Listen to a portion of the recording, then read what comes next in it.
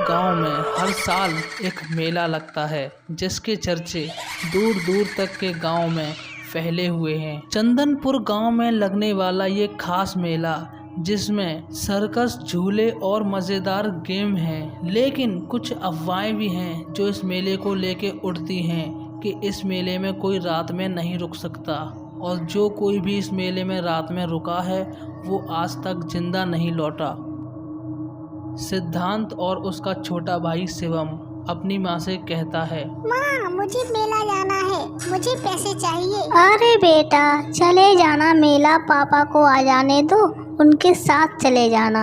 नहीं माँ, हम पापा का इंतजार नहीं कर सकते, हमको मेला जाना है अभी। तुम हमें पैसे दे दो, हम दोनों चले जाएंगे।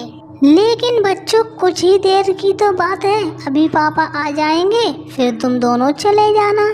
दोनों भाई माँ की बात सुनकर गुस्से में बाहर आ जाते हैं। शिवम, लगता है हम आज मेला नहीं देख पाएंगे, मम्मी हमें नहीं जाने देगी। पापा को आने में अभी बहुत देर है, तब तक तो मेला बंद हो जाएगा। अरे हाँ भैया, तुम सही कह रहे हो, पापा को अभी बहुत देर लगेगी आने में। ऐसा करते हैं, मैं अपनी पुरानी गुल्लक को फोड़ता हूँ, मेरे पास उसमें कुछ पैसे हैं। क्या कहा तूने?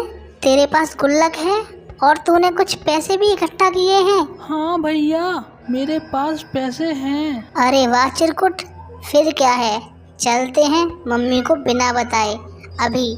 दोनों भाई गुल्लक फोड़ते हैं और उसमें से पैसे निकालते हैं और मेले की तरफ जाने लगते हैं। ओ भैया, मुझे वो वाला झूला झूलना है। अरे वो झूला तुम नहीं झूल सकते शिवम, उसमें तो तुम डर जाओगे। क्या कहा भैया तूने? मैं झूला नहीं झूल पाऊंगा? अरे हाँ शिवम, तुम नहीं झूल पाओगे, तुम्हें चक्कर आ जाएंगे। लेकिन शिवम नहीं मानता, वो अपने बड़े भाई से जिद करने लगता है और उस झूले में जाकर बैठ जाता है। और जैसे ही वो झूला घूमता है शिवम खुश हो जाता है, लेकिन जैसे जैसे वो झूला तेज हो रहा था उसी के साथ शिवम की सांसें थमने लग जाती हैं और उसे चक्कर आने लगते हैं। भैया भैया, रोको झूला। जल्दी से सिद्धांत ने झूले वाले से कहा, अरे भैया झूला रोक दो, वो रो रहा है, लगता है उसे डर लग रहा है। काहे डर रहे हो भैया, डर के आगे ही तो जीत है और तुम्हारा वो छोटा भाई अभी जीतने वाला है।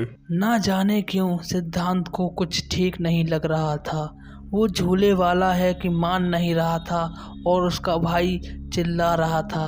जैसे ही झूला रुकता है शिवम उससे उतर के आता है और अपने भाई के पैरों से जाकर चिपक जाता है और अचानक वहीं बेहोश हो जाता है। शिवम क्या हुआ? शिवम बेहोश हो चुका था। सिद्धांत उसे पास ही के एक पार्क में ले जाता है और उसके लिए पानी लेने चला जाता है। अरे भैया जल्दी से एक पानी की बोतल देना। सिद्धांत पानी की बोतल लेने के बाद जैसे ही आगे बढ़ता जा रहा था, धीमे धीमे उसे महसूस होने लगा कि उसके पीछे की आवाज़ें और वो शोर अब सुनाई नहीं दे रहा, जैसे पीछे अब कोई हो ही ना। जब सिद्धांत ने पीछे मुड़कर देखा, क्योंकि उसके पीछे अब कोई भी नहीं था जिससे उसने पानी की बोतल ली थी, वो आदमी भी वहाँ नहीं था। जल्दी से सिद्धांत अपनी भाई की तरफ दौड़ते हुए जाता है तो देखता है उसका भाई अब वहाँ नहीं है। ये क्या, ये मेरा भाई कहाँ गया? सिद्धांत ने अपने छोटे भाई शिवम को जहाँ छोड़ा था अब वो वहाँ नहीं था। सिद्धांत बहुत बुरी तरह घबरा गया। अरे अब मैं क्या करूं, मेरा भाई यहाँ नहीं है, अब मैं घर पे क्या जवाब दूंगा? और न जाने क्यों अब यहाँ मुझे कोई भी नहीं दिखाई दे रहा, लगता है वो सारी अफवाहें सही हैं, यहाँ पे कुछ तो है जो मेरे समझ में नहीं आ रहा। वहीं दूसरी ओर शिवम अपनी आंखें खोलता है तो देखता है कि उसके सामने एक जोकर खड़ा हुआ है। वो जोकर शिवम के ठीक मुंह के सामने ही था, जैसे उसके उठने का इंतजार कर रहा हो। अरे तुम कौन हो? मेरा भाई कहाँ है? वो जोकर पूरा खून से लथपथ था और उसकी वो डरावनी हंसी जिसे देखकर कोई नौजवान आदमी भी घबरा जाए। तुम्हारा भाई अभी तो जिंदा है, लेकिन कुछ देर बाद उसकी हड्डियां भी नहीं मिलेंगी।